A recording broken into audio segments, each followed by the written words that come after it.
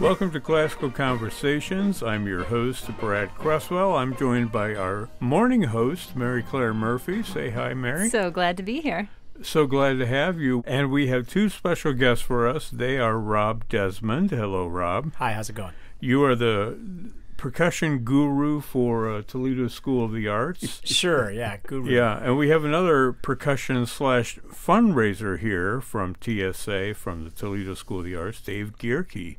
Welcome, Dave. Hey, good morning. Well, it's good to have you both here to talk about steel pan virtuoso Liam Teague, who will be a guest artist at Toledo School for the Arts for an upcoming concert on November 5th. But before we get to that, could you, Rob and Dave, could you set the stage for us as to how the steel drum band first began at Toledo School for the Arts? So, an interesting story about Gierke and I.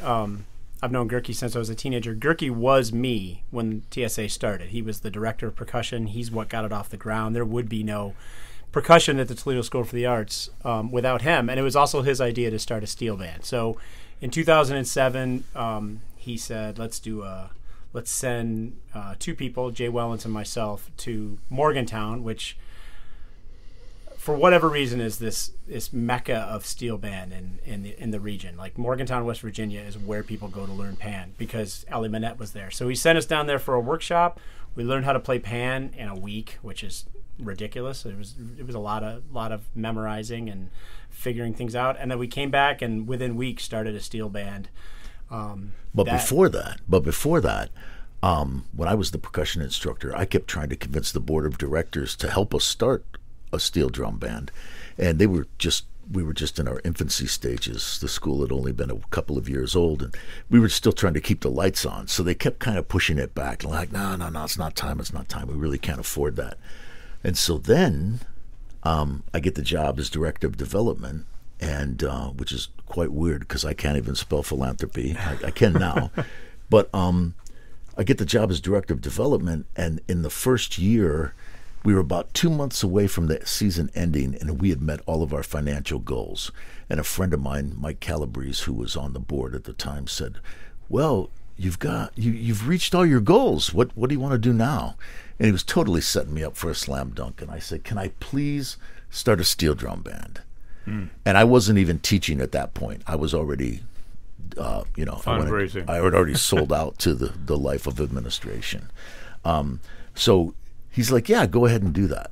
And so I gathered about 30 of our biggest donors, had a little party, and brought a band in from Akron to play the party.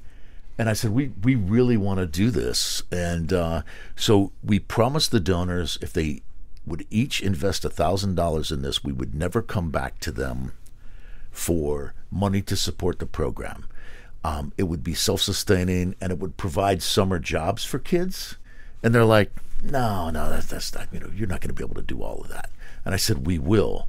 And the business model has been put on trial, and I think we could keep this group busy. This came in like a flurry. We were, I was finishing up my first year of full-time teaching at TSA, and then Gierke puts this thing in front of me saying, hey, you're going to Morgantown. It's going to be a week. We've already booked your trip. You've got a hotel. I'm like, I just finished my first year of full-time teaching, and I just wanted to rest, and I was not entirely into it. Gierke told me it was going to be great, so I went down there and did it, but I was definitely tentative. I was not looking to eat up my whole summer learning how to play an instrument I'd never played before, because it is, the learning curve on steel pan is tough. It's hard right at first. It's very frustrating, especially if you've played piano or any percussion instrument. So let me ask you, some people's ears may be glazing over right now when they hear steel pan. What is a steel pan? Maybe you can explain the history and what it is to us. Right. So a steel pan is what we now call a 55-gallon oil drum that has been either cut and hammered in. Originally, they played little biscuit tins, so kind of like what you get your popcorn in at the holidays, like that size. They would hammer it in like little boys playing with toys, and it would get dented, and then they'd be like, oh, I've ruined this one. I got to get another one. And some people decided I hadn't ruined it. I have a note on this side and I have a note on this side, so I can ping pong. They called them ping pong, ping pong, ping pong, ping. So that has, I've skipped a ton, many decades, but now that is a 55-gallon oil drum, and it's meticulously hammered to have a fully chromatic scale and several octaves of a scale, and we can play any music. It's an interesting instrument because all your notes are on one surface, but they've hammered and isolated these little notes all around it. So when you hit a C sharp rings and an F sharp rings, and it all rings, and it adds to like the richness of the pan sound. But it's also a nightmare to tune, to keep these instruments in tune, because if your F sharp is out of tune and you hit a C, the whole instrument is not going to sound right. And even when they're in tune, they're still out of tune. There's an out of tuneness to it. Yeah. I'm thinking about other kind of equipment that's also associated with the steel pan. What kind of mallets do you primarily use? It's so cool because steel pan is an instrument that came from, I don't want to say garbage, things that people threw away. Like it was an oil drum that was sitting in the Navy shipyards, and they had to swim across the bay and tie them to their ankle and then swim back. So it's things that people threw away. So the mallets they use are just little dowel rods with literally surgical hose. You cut off a little segment and you stretch it over the end. So much in music is so expensive because it's so boutique. But pan is like, it was made from things that people threw away. So it's so cool, and they've figured out ways to make it expensive because now it is a sought after musical instrument. But it was originally just trash. They just learned how to play. Their drums were taken away, then their bamboo was taken away, and they're like, you know what? We're gonna play on these biscuit tins until you take those away, and I'll go find another one in the garbage if I have to. It's so resilient. It's so amazing of the Trinidad and Tobago people.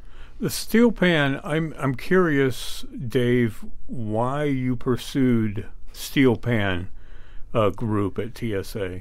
I was always fascinated with the instrument. My dad was a mechanic, auto mechanic, that was fascinated with sounds.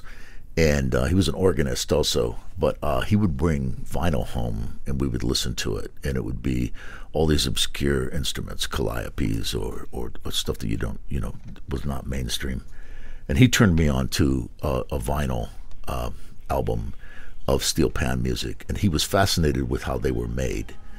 But yeah, I saw the possibility of it was unique, and it was a demanded thing. People if they had parties, they wanted that music at summer parties.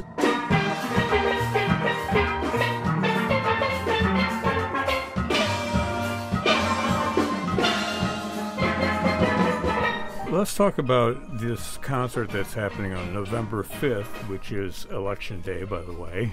I haven't heard. In case you haven't heard. That's weird. There's a good chance you'll need to hear something. It features the Paganini of the steel pan, Liam Teague. I just picked that up from his website. Oh, yeah. Right? Everybody calls him that. I don't know if he's crazy Everybody's about it. Everybody's a Paganini of something, right?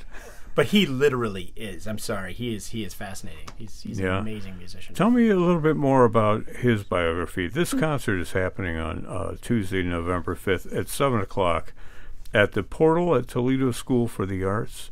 Tell us about Liam Teague. So Liam is from Tobago, the Twin Islands, Trinidad and Tobago. So he grew up hearing pan, and he grew up in like the 80s, which was like the heyday of these big panoramic steel bands where they would play some of the biggest tunes that we know, like 4-4, Pan in A minor, these gigantic arrangements. He grew up hearing those, and he was across the street from Jit Samaru, one of the arrangers for these steel bands. So he grew up in this culture, and then he came to the United States, and now he teaches at Northern Illinois. That's where he's a professor at. One of the few places in the United States where you can study steel pan as a primary instrument. Like you can audition on steel pan, you can take your juries on steel pan, you can graduate with a degree in steel pan. There's not a lot of that. So he's just this fabulous. I'm going to say fast because that's a lot of the first thing people think of when they the first time you see him play. You've never seen anybody move that fast. I mean, it is literally that Franz Liszt, Paganini, up and down the instrument, Olympic arpeggios and scales. But he writes amazing tunes. We've prepared an entire concert of Liam Teague compositions. They're all his tunes, and they're hard and they're unique. It's not the same tropes. It's different patterns. It's different harmonies. It's more jazz harmonies, which is always a lot of fun to hear. And it's cool to hear the kids who have played a lot of steel pan music, to see them take this and, like, oh my gosh, this is different. I got to learn this. I got to practice. Did you guys get to that bridge? And watching that electricity go through the band has been so exciting. Because it's they learn a lot of music. This band plays a ton. As you said, you've seen them around. They've played a lot of Ray Holman. They've played a lot of Chris Tanner. And those guys are great composers and arrangers. But there's something about this music, just from a compositional standpoint, that's amazing. And then next week they're going to get to play with him improvising over the top, and his improvisation is just off the scale. Wow. There is no comparison. There is no comparison to the way that Liam Teague plays. This concert is open to the public. I mean, Yes. anybody can come see it. It's not just a TSA thing. It's open to the public, and one of the biggest goals is to bring more people in to know about how we teach and what we teach and why we exist. So it's supported by the Toledo Community Foundation and the U.S. Department of Energy, which we received a grant to talk about sustainable energy.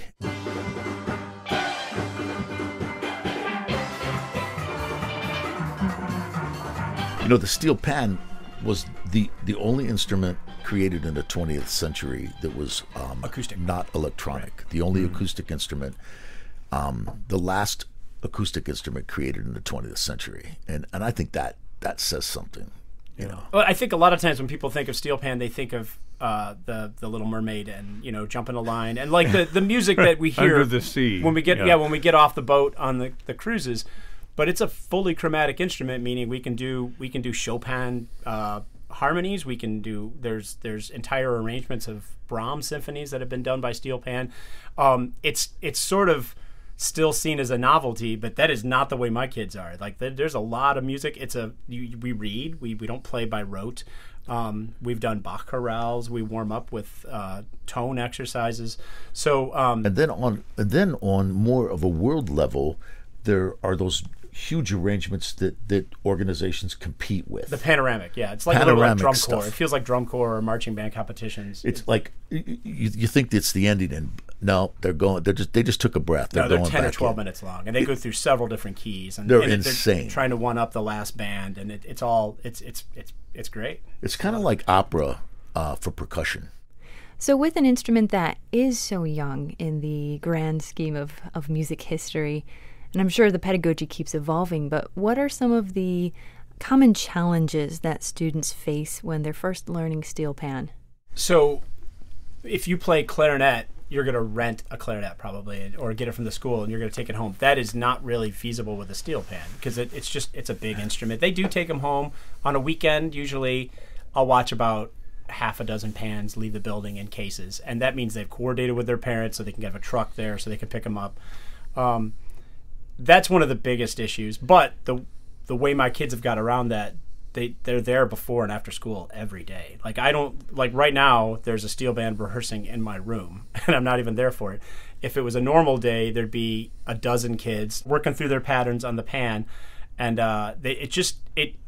it's a gateway, because they realize if they practice that, then maybe they'll also do their homework so they don't get kicked out of steel band and they can do this performance. I've seen so many dots connected by them being in the room and practicing. It's like, I want to play that thing that person's playing, so I have to practice a little bit more, and I want to be in the band that they're in. So we see that in marching band and concert band too, but there is that you kind of need to be in the room to do it. Like steel band is it's a communal thing.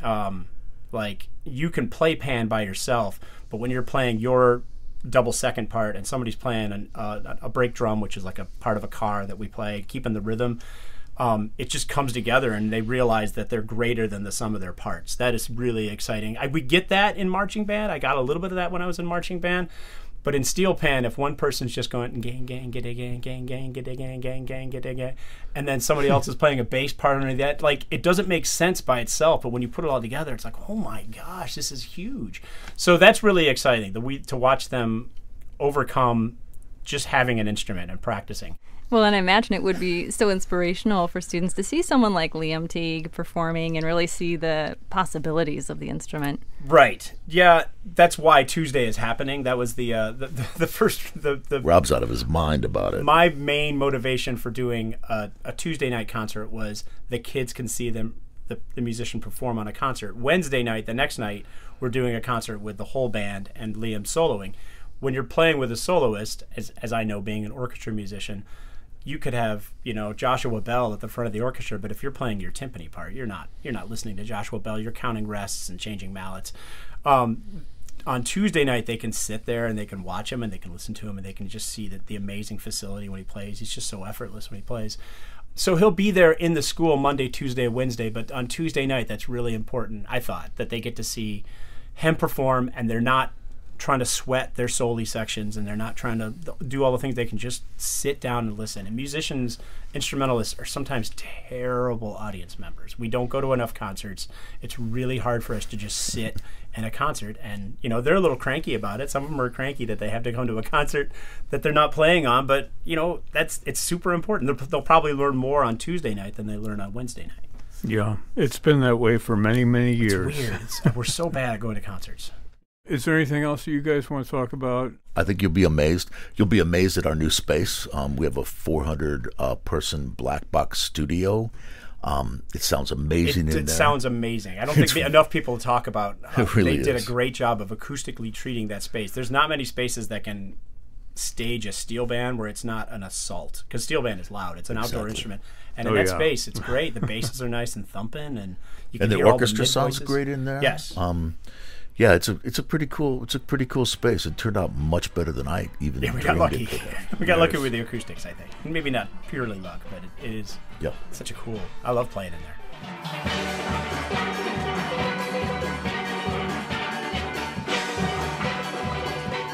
Well, the concert is November 5th at 7 o'clock p.m. at the Toledo School for the Arts in the Portal. That's the Black Box Theater you're talking about, right? Yep. Yeah, that's happening with Liam Teague, who is a wonderful steel pan player, at least according to you gentlemen, and I believe you definitely, and we look forward to having that concert. I want to thank my guests, Dave Gierke and Rob Desmond, for telling us a little bit about the steel pan and inviting us to this concert. Thank you, gentlemen. Glad to be here. Thanks for having us.